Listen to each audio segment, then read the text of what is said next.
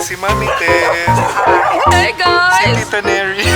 Uy guys, so ang tawag pala dito sa chair na to, batibo. Tingnan nyo, may bahay kubo. Nakakatuwa at very colorful. Na dati daw, itong tinatayuan ko hanggang doon ay kangkungan. First time kong makita ng blue rice.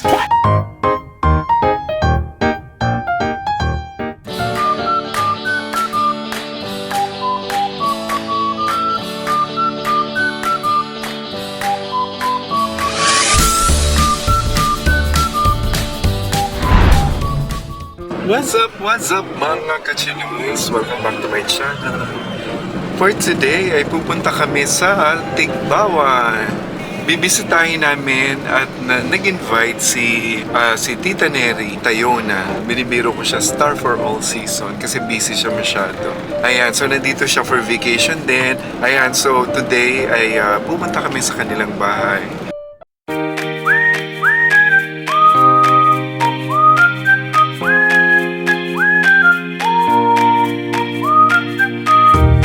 Andito na kami. Hello guys. Hi guys. Si Tita Neri. Sa kanyang mansion. Ayan o, mansion.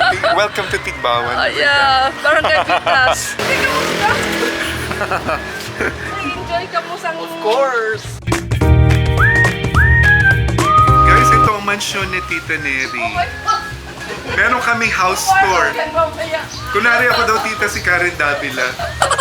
Magka-house tour ka. Okay, welcome. Ayan, let's go! Ikaw, San.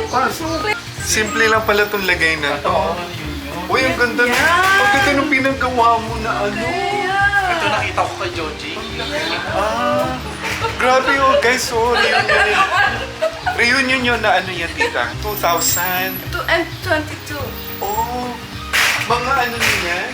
Oh, family reunion. 2022 yan, family reunion lang. Oh, akala ko, ano siya, yung parang school reunion. No, Kasi sabi ko, may family. bata. See? Oh, ayan. Sorry guys, mistaken. Nakala ko sa school nila noon. Sinunod ko yung sa Canada ba na. Yung style. Yung style may sunken Correct. living room.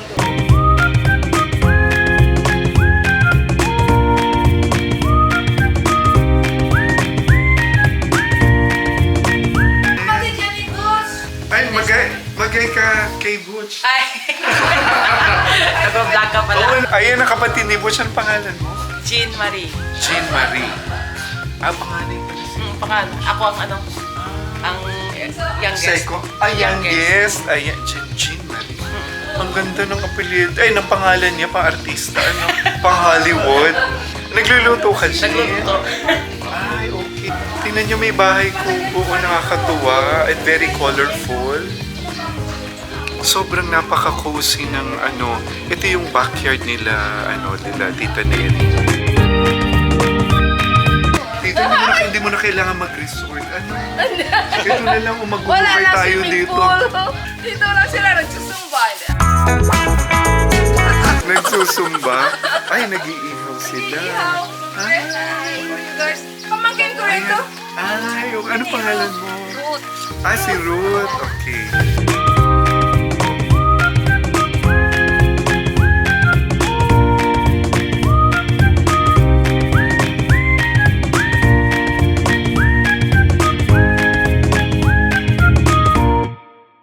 Ito na yung extension guys na kailan lang daw nabili ni Tita Neri yung etong part ng lupa na to na dati daw itong tinatayuan ko hanggang doon ay kangkungan.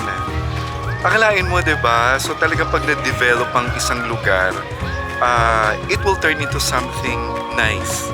Kagaya nito, ito bagong ano rin lang daw to. So parang meron siyang mini park dito. Tapos may mga ano sila, papaya, of course yung I think may buko.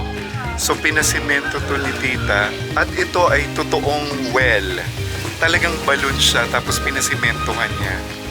Ayan, ang ganda. Akala namin parang ano siya, joke lang na parang design lang sa bahay. Pero totoo palang well siya. Ayan, so kita niyo ang galing oh. Tapos ito nga, may mga manukan si Tita dito. Yeah, may mga manukan siya.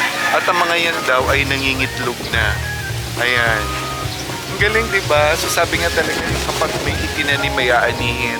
pag nag-alaga ka, meron ka rin something na makukuha. Like manok, di ba, may itlog. Or kung worst is wala kang pang-ulam, ayan, pwede mong, kaya hirap yata nung kakatayin mo sila, di ba? Tapos alaga mo, parang hindi mo kayang kainin. O ayan o, may baby langka. O. Ayan o, may langka, maliit pa. Doon sa taas, marami na langka doon sa taas. Ang sarap nito, ginataan or minatamis. So ngayon, saan tayo tita pupunta? Taas. Sa second floor. Okay, tara. Ala, wala pang nakakaalam nitong bahay kung ganito, ha? Oo nga, ito lang exclusive. Naku, I'm so honored.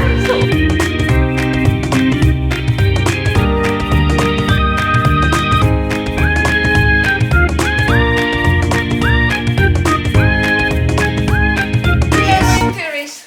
Ay, ito yung sa dagat.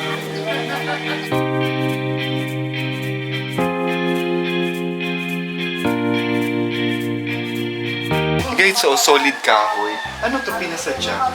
Oo, galing to Bacolod. Papakulo. May isang malaking puno sila na Okay. ginawa ang ganito. Pero binili mo siya or galing sa mga kamag-anak? Yung sa kapatid ko, binenta sa akin. Oh, okay. Ang ganda. Oh.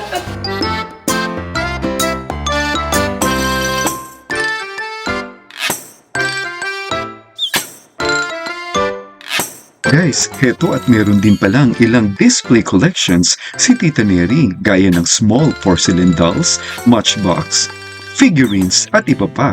And as usual, all imported from Canada. Wow! Parang ano, parang sa sinihan na ano, Oo, may projector, may projector. Oh my God! Doon, Ang galing!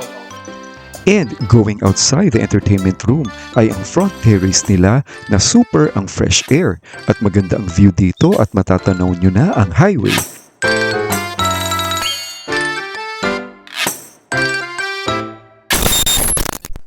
And syempre, heto na ang most exciting part of every visit, ang kumain. Mukhang hindi naman masyado nag-effort dito si Tita. So yun guys, mag-early dinner na kami. Ay, lahat. may buko pa lang. And then, oh my God, ang sarap naman. Ano yung sinigang na may buko? Dr. Apple. Oh, chicken binakol. Yan ang Okay. chicken. So, Bakol na chicken. ayan. So, ayan yun. Binakol na chicken. Yan yung- bakol daw ang chicken. Yan yung pan ng mga Ito. Yan. First time kong nakakita ng blue rice. internet. Anong halo nito? Glutarnate. Which is flour. Yan. At oxidant. Ayun. So, grabe. Kaya mo, bigas may antioxidant, pero mataas pa rin ang sugar kapag only rice. And then, meron sila beef with onions. Ayan, itsura pa lang masarap na grabe. Wow. Ito ang pinakapaborito ko sa lahat, yung bangus na inihaw. Pagkamay ka dyan.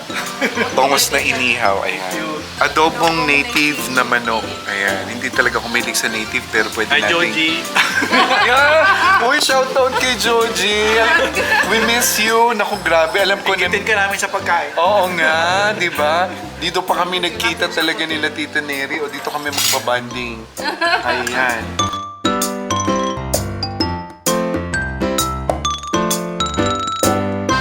So guys, ito yung blue turnip na inihahalo sa sinaing. Pwede mo rin ilagay dito. O, blue Hawaii. O, di ba? Pwede rin pang-ipit sa buhok.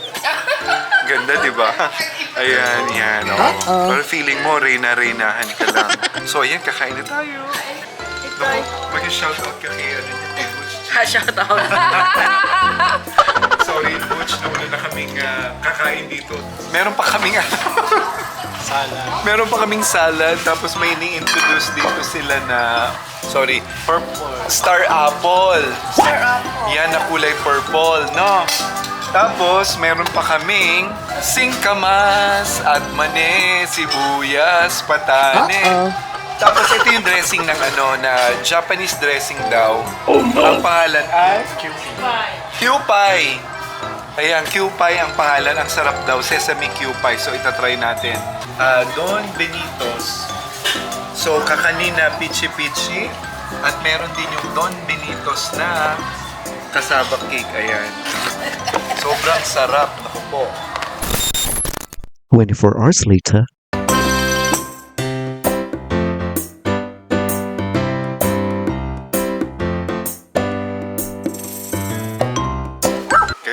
nila, Tita Niknik. Ang daming aso. Oh.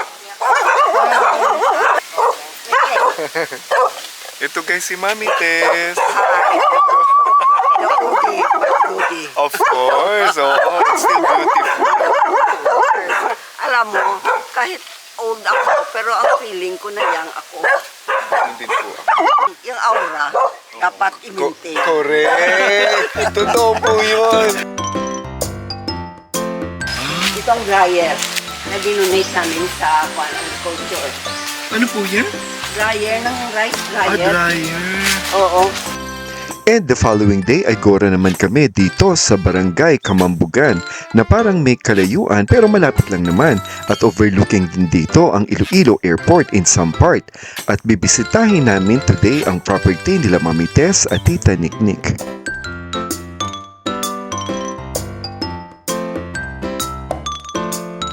Nakita mo mga puno na yung malalaki. Oh. Ayun talaga, Tita, hindi nyo na pinaputol. Ano? Kasi parang part of the, nung bahay. Corrected by. Uy guys, ang tawag pala dito sa chair na to, batibo. Oh my God. Yung mga green-minded dyan, ha?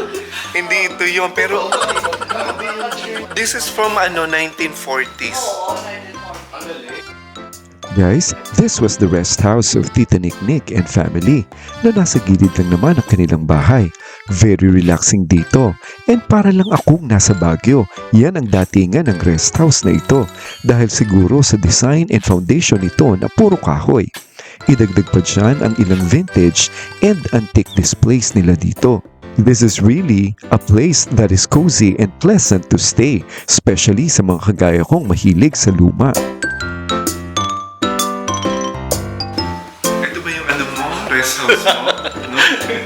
Napatay mo. Ito, si Tita Niknik yung may-ari. Uli ka na, pupunta na si Maruha sa kanyang mansyon. Bubuksan ko na ang lampara. Ito guys, tingnan nyo. Oh my God, this is from the 1800s, I believe, or even earlier. At syempre, kung bumisita ay may inihahandang pagkain sila. And lalayo ka pa ba? Definitely ay batchoy ang aming merienda with putong manapla, monay, at meron ding ilang chocolates. Again, maraming salamat Tita Niknik sa masarap na pagkain. And here we are sa konting pasilip sa kanilang main house na merong Moroccan touch sa ilang furnitures at iba pang mga vintage displays dito.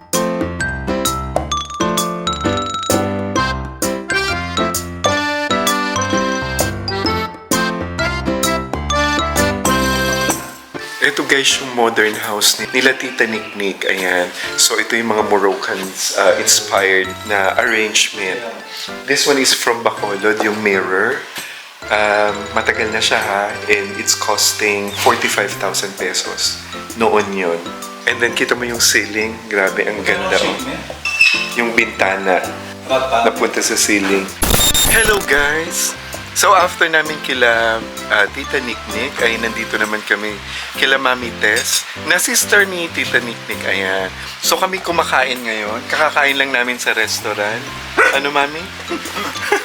Yung pagkakain namin, pahinga lang na 1 oras. Nagpaluto si Mami ng pansit sotanghon na masarap. Hopyang Shanghai beef. Ito, Mami, hopyang. Yung garlic ba? Ayan, hopyang garlic. My favorite Bascon cake. Puti cake from Santa Barbara.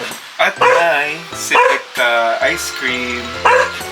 Ano masasabi mo? Milk chocolate with almond. Enjoy ka ba? Siyempre. So, How are you feeling? How are you feeling? I'm so glad that I met these two guys. And I'm very grateful that they are great friends to me.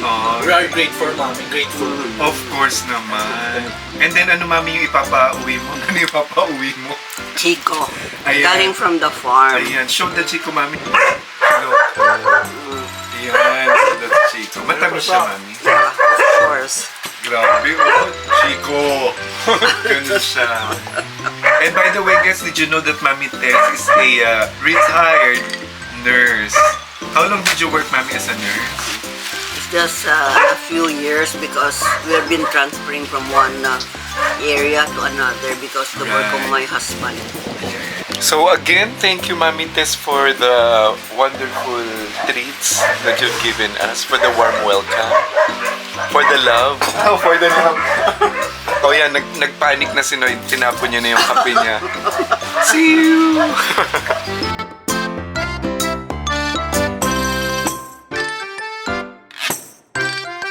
And there you have it mga kachinoys, and until my next vlog. At kung kayo ay napadaan lang dito sa aking channel, please don't forget to hit the subscribe button, paki-like, and ring the notification bell for my latest videos. Ito po si The Red Chinoy saying thank you and God bless everyone. Paalam!